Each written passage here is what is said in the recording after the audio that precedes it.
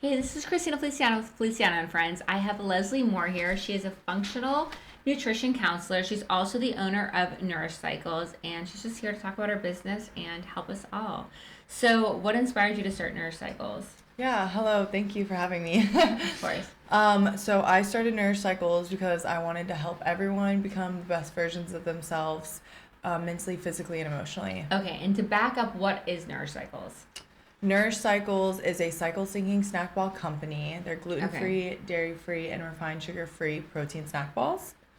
And they are based off of each phase of a woman's four-phase menstrual cycle. Okay, so it's only for women, the Nourish Cycles. So it is tailored to women, but Yeah. there's no supplements in them. They're just made with real whole food So a man can eat it ingredients. and it'll be okay. Yep. All right. Yes.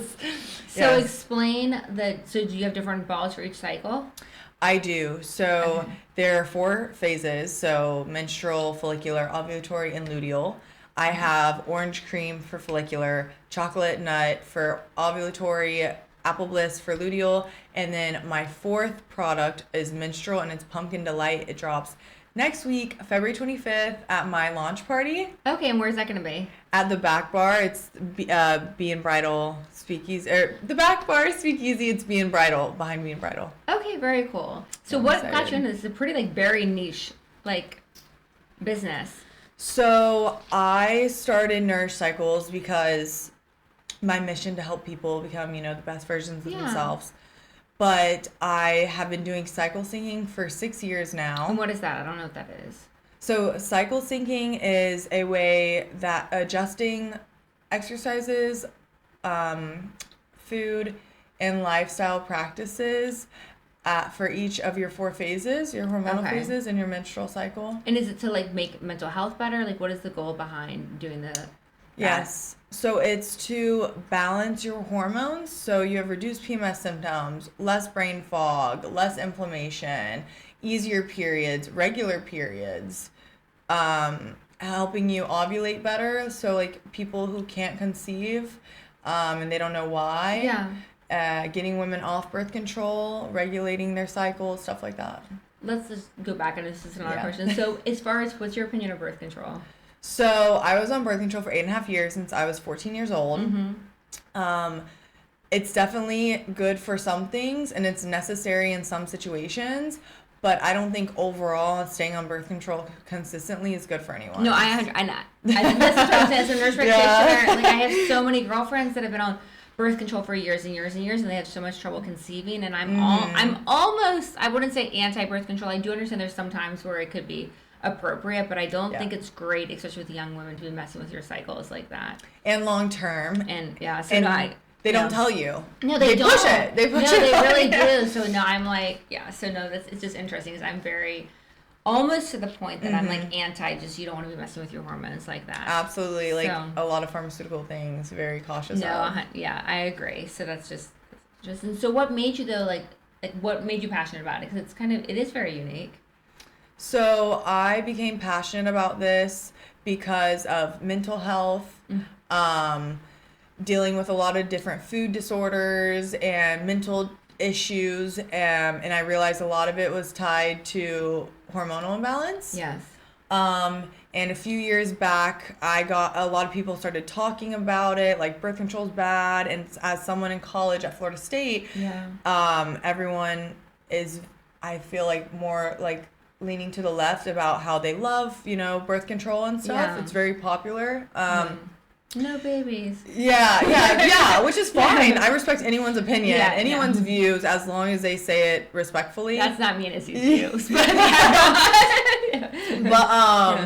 and so, I was just dealing with a lot, and I realized there was something greater that I did not know about and I wasn't taught about, so I taught myself it. Yeah, so how did you educate yourself? So I educated myself, which has been 6 years now in practice, through, first off was Elisa Vitti's book, In the Flow. Okay. That was how I got into it years ago. I started doing research articles, podcast, YouTube videos, talking with different nurse practitioners, hormone specialists. I have a lot of friends that are hormone counselors, weight loss counselors. Okay, very cool. So, why was it important that every pack has 8 grams of protein? So, Nourish Cycles And that it's whole food and gluten-free. Why is all of that important? So we are allergen friendly, and I try to be inclusive as possible. Mm-hmm. So, being gluten, dairy, refined sugar free, those are a lot of people's allergens. Okay. So you just do that for that reason. Well, why the 8 grams of protein? So using a formulated vegan protein mix and real foods, that's just honestly how it came out. Okay. And I didn't want to pack so much protein powder in it, because then that would take away the quality of the real whole food ingredients. Okay, and then where is it made? So we currently make it at Jack's Kitchen. It is an amazing, very cool, amazing commissary kitchen located off Emerson. Okay. So anyone, I'm pretty sure Jack's Kitchen does Uber Eats. Do they not? Do they have food, like whole food? So, to my knowledge, I don't know, but I know. I feel like they have salads. Do they not? Probably. Yeah, I think you can order them. I'm sure that you can order them on Uber Eats. Yeah. A lot of different owners of food companies, they rent it out. So it's a way to create credibility and validity in your food business. Okay. So once you have your permits, like your wholesaling permit, your mobile permit, you work with the Florida Department of Agriculture and Consumer Services, and you are like licensed at that kitchen. Okay, that's cool. I understand. To make sure everything's like protocol. Okay, that's cool. And is it also drinks, or is it all food there? So I only do snacks. You know, we have an amazing cake lady. Okay. So good cake. She makes cakes for European Street.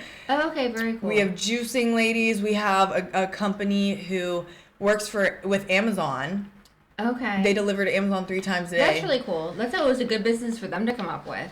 They must be making really good. Yeah, that was a really good idea. Yeah. So what's some of the biggest metabolism myths you see, especially in the idea of eating less and moving more? So when women eat less, a lot of women, again, everything is personalized per that person. The cortisol raises normally, which increases your belly fat, increases your inflammation, holds and stores fat because your cortisol is so high. And that's the misconception about women, honestly, and working out is like, women, you need to be skinny, you need to eat less, and you need to work out extremely hard, you need to do all this cardio. When in reality, you have to figure out what works for your body, tailor specialized programs for your own self, and then do things within reason. We might disagree, but I'm all about, as a business, but I'm all high protein, low carbohydrate, and do more lifting than cardio. Completely agree. Okay. And that's what's completely changed myself physically, emotionally, and mentally. Okay, so we are more. And then how does muscle stress and undereating impact the woman's metabolism long term? So long term, when women eat less, it messes with your insulin levels and your cortisol, which then drops your estrogen and progesterone levels.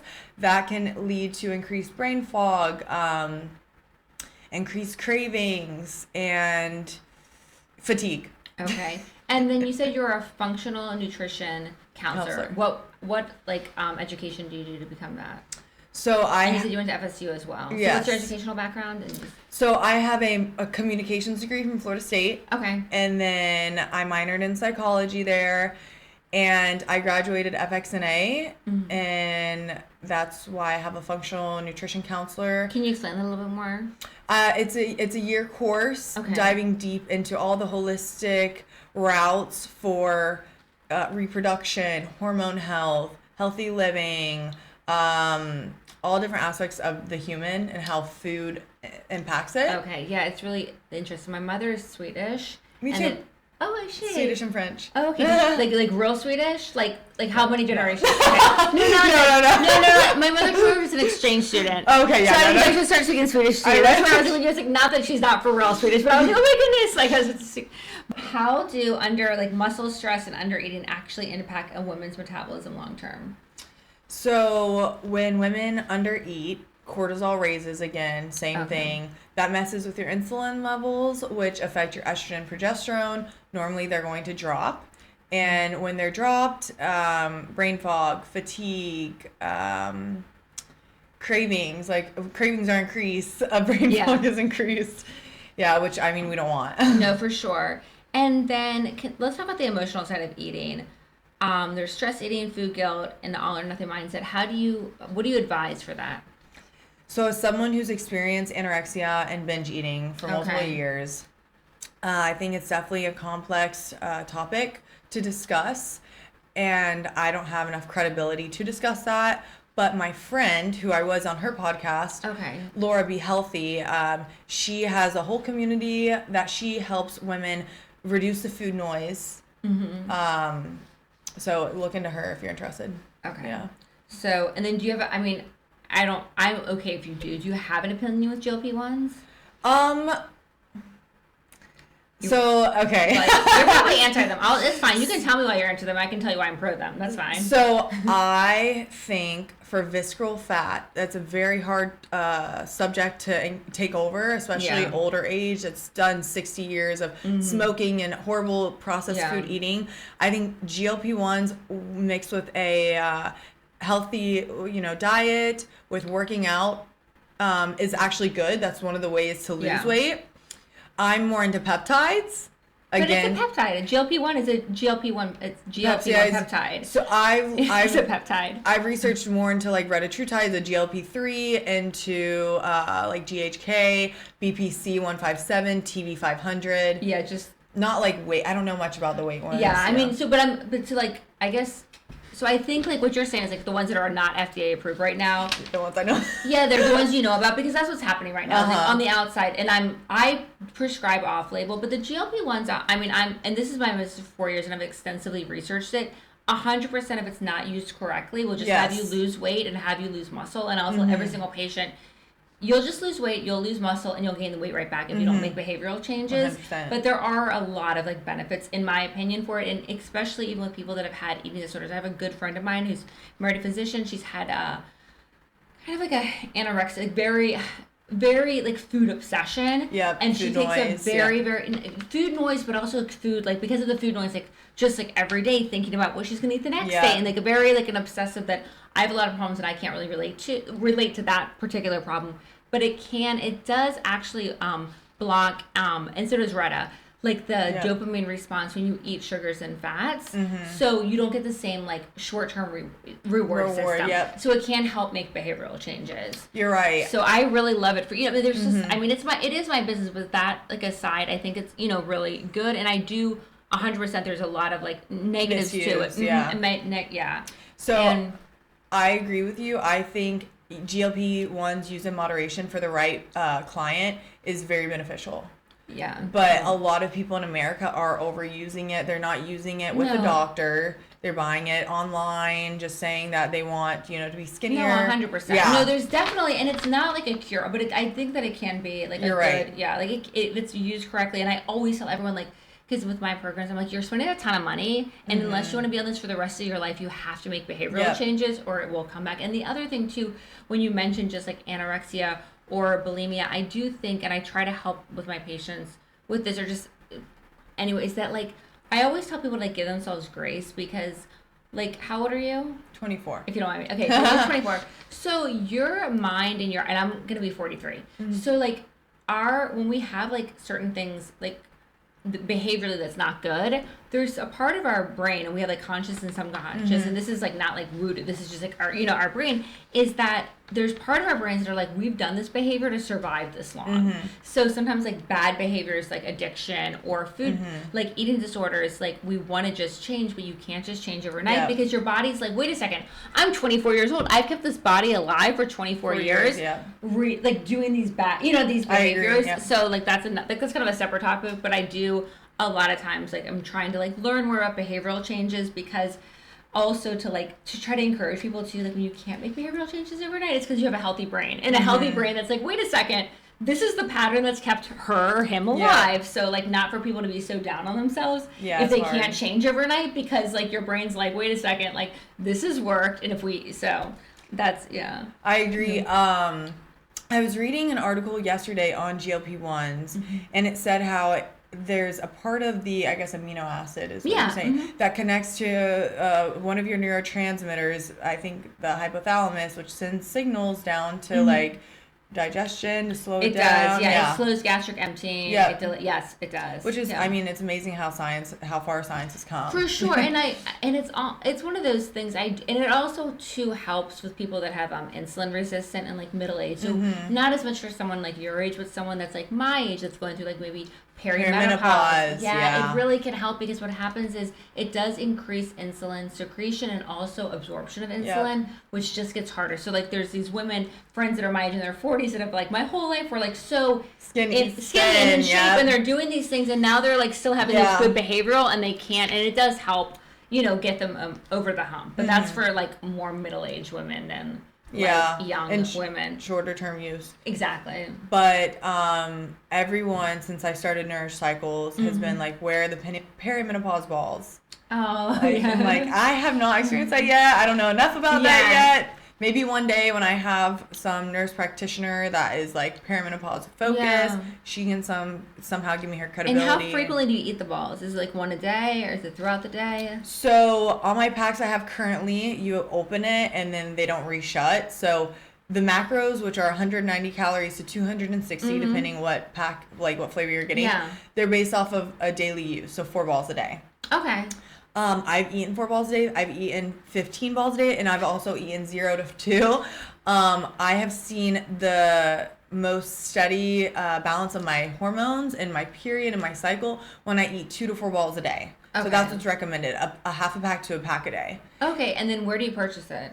So you could buy them at Native Sun, Grassroots Fleming, Achieve It Naturally, which is a hyperbaric chamber in Roosevelt, like okay, very cool. Artiga, and then I do events the first Wednesday at Murray Hill Farmers Market, Cool Culture events, Stride Social. Oh, that's really cool. That's congratulations. Do you know Lexi? Lexi, yeah, she's okay. Has she been on here? No, but she just had me do a yoga for Stride Social because I do my yoga at Hampton Inn, so we do. So we both like use the Hampton Inn, and that's how I know like Anna. Well, no, that's not how I know Anna, but Anna goes there. So I've known Anna for longer than that. So some of my friends, Nick, Christopher, Anna, they do your class. They love it. Oh, okay, nice. That makes my heart happy. All right. So how can women start building a healthy relationship with food without feeling restricted? I think women can.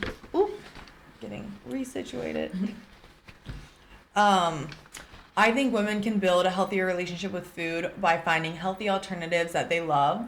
Okay. I'm like a big sweetie. Like I will eat a cookie every single day if I can, a whole pack of cookies, honestly. So I have to find alternatives that have healthy whole food ingredients to curb these sweet cravings. Okay. But it's more than just food. You also have to incorporate a healthy lifestyle. A lot of women don't want to go to the gym for an hour because, they don't know how to work out, or they're insecure with how they look, or the gym's crowded and it's really hard to get weights, which I experience every single day, and it's annoying. Yeah. So they think, if I can't go to the gym, then I just have to give up. And no, you can go on YouTube. My thing is I'm like, there's a way you can move your body for an hour a day. And if you can't, and people are like, I'm traveling, I'm like, go on YouTube and figure out how to do some push-ups. Like, it's essential. Calisthenics are amazing. And calisthenics, that's what I always say. I'm like, if you cannot lift weights, there's calisthenics you can do. Calisthenics are amazing. Yeah. My favorite thing since I moved to Jacksonville was ClassPass. Oh, my girlfriend Valerie is one of my. I don't do ClassPass, but she's into it, and then so fun. Do you go to Core Motion? I've tried Core Motion. I've done Define. I do like Pilates on Third, which is I've done all of them. It's so fun. So that's when she got into Core Motion, is the ClassPass, and that's amazing. It's so fun. I'll set up my week. Do 5 days a week at the gym. If it's Wednesday and I'm like, you know what, I'm not in the mood to work out, I'll look up like a Pilates class, typically Studio Rhythm, but they're all amazing, or like a spin class. And that's awesome. That's really switches it up. And then how does blood sugar affect the energy, cravings, mood swings, and productivity throughout the day? Blood sugar, again, messes with your insulin levels, which, again, causes brain fog, increased cortisol. No one really wants that. No, but do you know anything about fasting? So I'm a huge proponent of 72-hour fasting. I do it, Izzy knows this, I do this at least every 3 months. Okay. I love that. Yeah.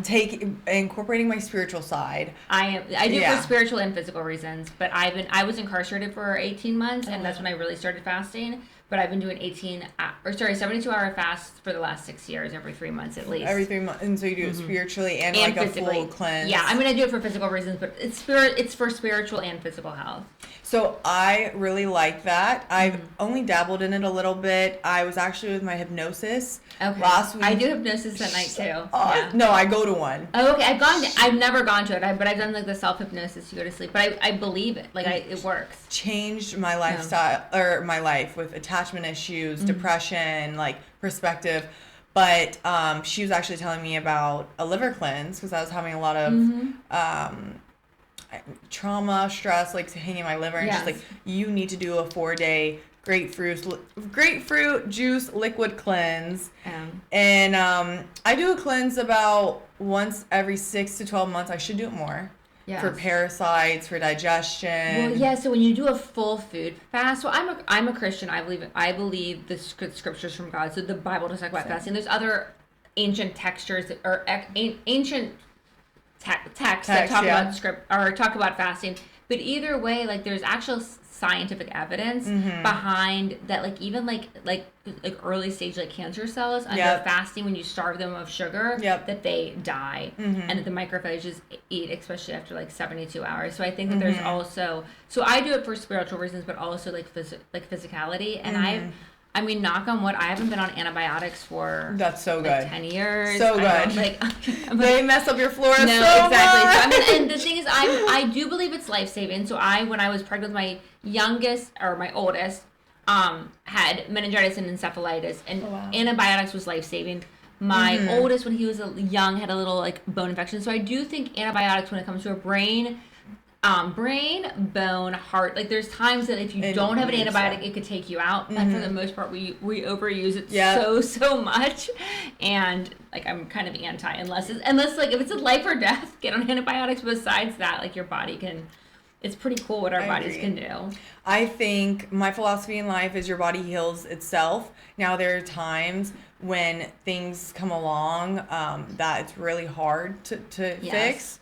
There are a lot of natural remedies that you can do, but pharmaceuticals in some certain aspects and perspectives are necessary. Yeah, no, I think when it comes to antibiotics, there's a couple times, the antibiotics are life-changing. And not life-changing, can save lives, and even like steroids too, because inflammation. So when you have like a lung infection and you can't breathe, there's steroids that can bring the swelling down so you can breathe. So, or anaphylaxis, for example, an EpiPen. So there are times where I think that really the antibiotics and the steroids, and when it's appropriate, are life-saving. But most other things like statins and things for blood pressure, a lot of those things. And I mean, I've been in I went to University of Florida, so I didn't go to some fringe school, but I went to UC. But like, and I've been, licensed as an NP, board certified, I think for 14 years, as an RN for 20 years. I've worked at UF, but now the more that I've learned, I've also learned how much the big pharma like dictates how I was taught how to treat, and I've just changed a lot of my, perspective of how we should treat patients. And then, so why is protein at breakfast a game changer? Protein at breakfast, it gives you energy all day long, it brings glucose to the brain, which helps focus. It gives you sustained energy. I love that. I honestly feel my best when I have a big steak, egg, avocado sandwich on local sourdough bread, some raw cheese, some fruits, juice, and because I'm using that energy throughout the food, from the food all day long, and then you eat less and less, which is better. It helps you sleep better. Yeah, for sure. Helps you feel better in the morning. Do you drink caffeine? So I do. So do I. Yeah. I think, again, there's always a perspective of what's right and wrong, but I think it's a gray area, but caffeine is good for some instances. Where getting your caffeine? Does your coffee have mold on it? How much caffeine are you drinking? Are you having matcha every day? Is it affecting your hair follicles? Like, there's always two different sides of every story. I think caffeine's great, though. I really do. I like it to a certain point. I try not to do it every day, but when you're working 12, 15-hour days, I mean... No, it's difficult. I'm exhausted. Yeah. I'm exhausted. Yeah, and I'm going to be, like, so when I do my 72-hour fast, I do end up having to take on my 72-hour water. I do 72-hour water fast. Okay, that's good. I don't do electrolytes or anything like that, but I will have to in the morning and sometimes in the afternoon take an Excedrin. Okay. Because it has it has a little caffeine, and because I drink caffeine throughout the week, I'll have such bad caffeine withdrawal that I won't be able to. So that's just like true. You know, I don't do anything caloric intake to try to make sure that my cells aren't, are clean and they're not getting any sort of sugar. But I will have to like do some Excedrin, or I'll be like miserable. What's your favorite like caffeine drink or pill? I don't know if you do the caffeine pills, like. No, everyone knows because I'm so like anti-sugar and I'm like low carb. Oh, really? But she already knows my vice is Red Bull with sugar. I love Red Bull. I just had the iced vanilla berry one today. Horrible. Should not be promoted. And he was just looking at me because it's like the worst things. I do all these things on social media, and like the patients come in, and I'm like just like. It is. I do. Yeah. I agree, and it's bad for you, but it's something that I've had on and off since. Yeah. I know what I was gonna say earlier about my mom being Swedish is that she said, and this is we're not gonna cut it because this is what my mother said. But she just but she used to always say like only fat people eat sugar-free stuff. Well, it's not even sugar-free anymore. Yeah, it's like she always is a child. This is like earlier, and then I guess it was like my conscience like don't say that about your mother. But so growing up, like we ate very healthy naturally. We had a farm, so it was kind of like farm to table without it being like we're eating farm to table. Like, it was just how we ate, right? And then we had like lots of fruit, but then. There was a little bit of like a craving to like diet sodas, and it was starting like in the 80s, and my mom was like, only fat people eat sugar free.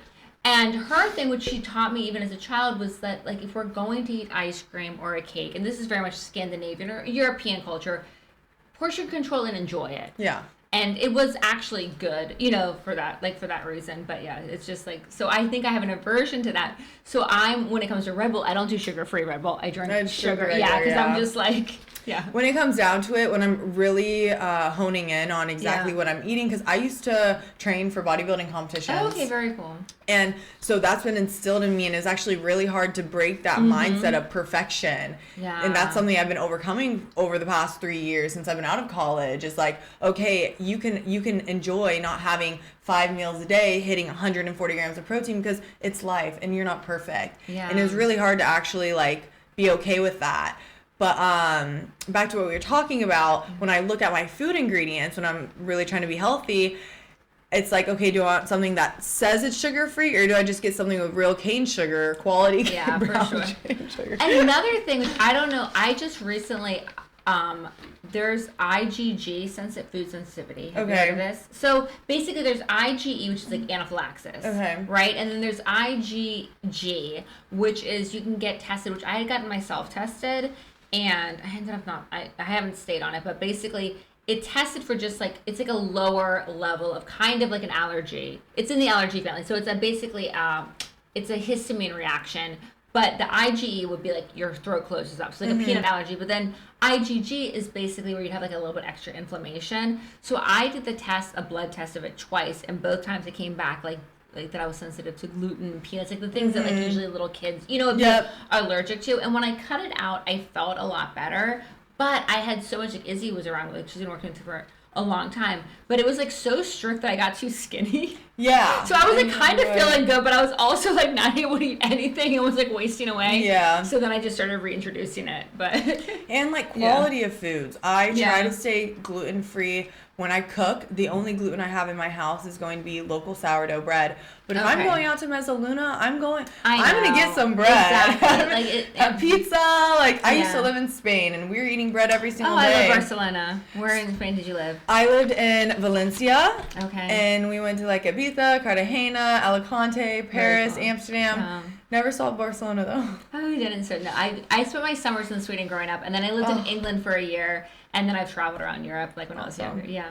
Also, but I love Barcelona. I know. Is that your favorite place, you'd say? It's one of my favorite places on earth. It is. It really is. Because it's like really cool. It has a city, and it has all this history to it, and like museums, and then it has the beach too, and all these like the restaurants, and it's just a really cool. I really love Barcelona, and I've traveled the world. But Barcelona is a special place. So, yeah. I need to go. Yeah, you Their definitely food's do. awesome. Yeah, the food is delicious. So what has it been like building the wellness brand and running a food business, including working out of Jack's Kitchen, and how is it scaling? So, like I said, Jack's Kitchen is awesome for anyone in Jacksonville who wants to produce food higher than their cottage license. Cottage food license is just creating food in your kitchen and selling it like farmers markets. Some farmers markets don't even allow you to have a cottage food license since it's so unregulated. But it has been awesome. I have had so many connections built over the past really like 8 months is when I really how long have you been doing this for now? So Nourish Cycles launched February 25th of 2025. Okay. And I didn't really start selling until May of 2025. Okay, awesome. So I was in Grassroots, I was in Native Sun, did like the Women's Wellness Festival, and then Grassroots. But my goal with Nourish Cycles was to start doing farmers markets. Okay. My first farmers market was Atlantic Beach Farmers Market. Awesome. Yeah. Are you going to Nocte?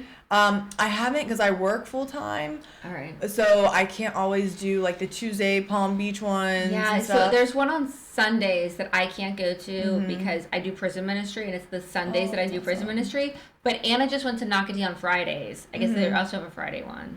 Yes, 10 to 1, 10 to 2 for the dogs.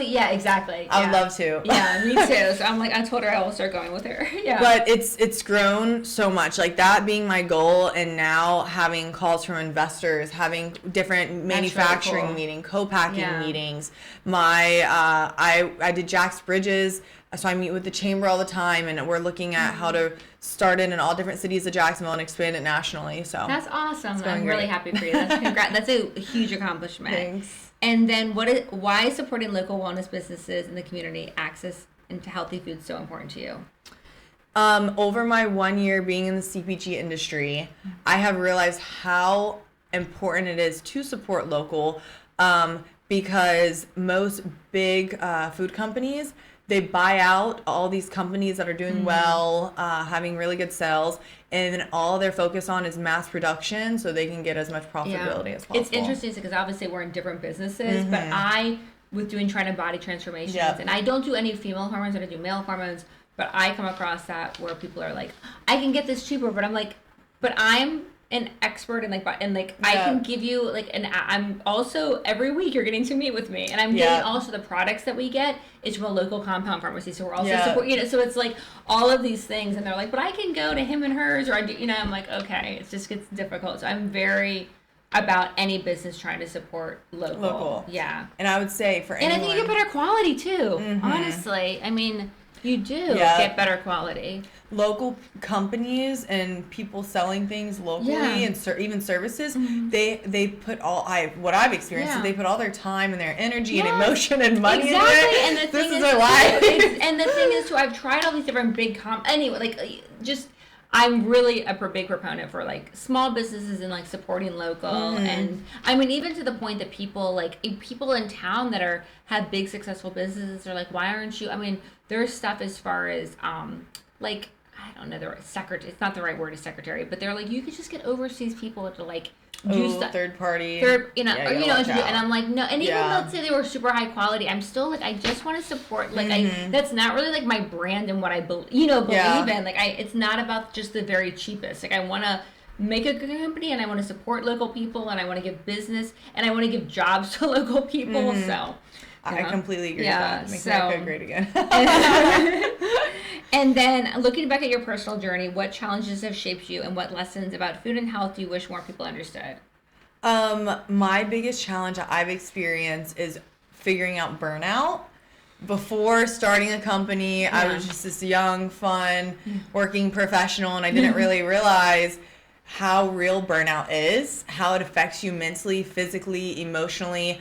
I had to figure out how to categorize my time, my relationships, working out, my full-time job, my full-time business, and just realizing priorities. Yeah. And that I'm not perfect. I'm not a robot. I can't get everything done. Something big that I've been doing recently is assigning responsibilities to different people, figuring out how I can outsource if possible. I'm updating my website. I was going to spend probably 10, 15 hours doing food photography, I realized I don't know this. I'm going to hire one of my local friends, Martin. No.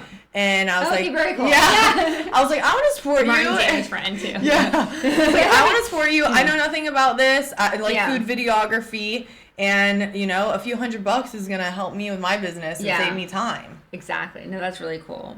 And then what I always ask everyone, I'm a Christian, and in Psalms it talks about a man without a vision perishes. So I think it's really important that we all have a vision for the future. So what is your vision personally, if you want to share, or just with the Nourish Cycles for the next 5 years? So I'm a Christian too. I try not to get too political or bring religion into my company because I respect everyone's views. I don't. I'm like, I love Jesus. And I think he's going to save you. On Alpha Clinic, just scriptures, but I don't push it. That's good though. I don't push it, but I'm like, this is how I got saved. That's awesome. But go on. So if I could accomplish Forbes 30 under 30, I literally bawl crying. That'd be really cool. That is my dream right now, to become one of the entrepreneurs on Forbes 30 under 30. But where I'm going to take Nourish Cycles for the next 5 years is I will have brick and mortars. Okay. I'm going to be shipping nationally and have a food subscription service based off of phases of your cycle. So there will be full meals, snacks, which I already have, the snack balls, desserts, drinks, all tailored to each phase, conveniently to your house. So it makes balancing your hormones easy and healthy. That's really cool. And so you just met me, but I had this like idea that's like that in 5 years from now there's gonna be like a montage of everyone's like in 5 years and they all would have accomplished it. So it'll be you and you'll be on Forbes under 30 and all these different people. That'd be awesome. Yes. So my girlfriend Stephanie's going to do the Today Show and they'll show her on the Today Show, all of these cool things. And then what is a quote? This is the final question. What is a quote that you live for? You live by or inspires you? I listen to David Goggins every day. You must know him. Yeah, I do know him for sure. Love him. Sure. Yes. I got into him last year when I started doing 5 a.m. workouts. They're brutal. Yeah. I'm sitting there and just like on repeat David Goggins. And my favorite quote from David Goggins is, "When the end is unknown, the distance is unknown.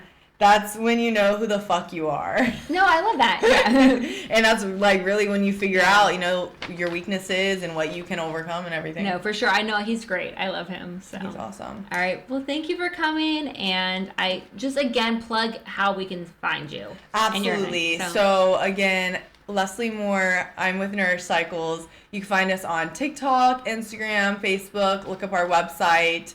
And find me in stores. But thank you so much for having me. Thank you. Thank you for watching. Thanks for coming, Great. Leslie. Awesome. Thank you. Bye.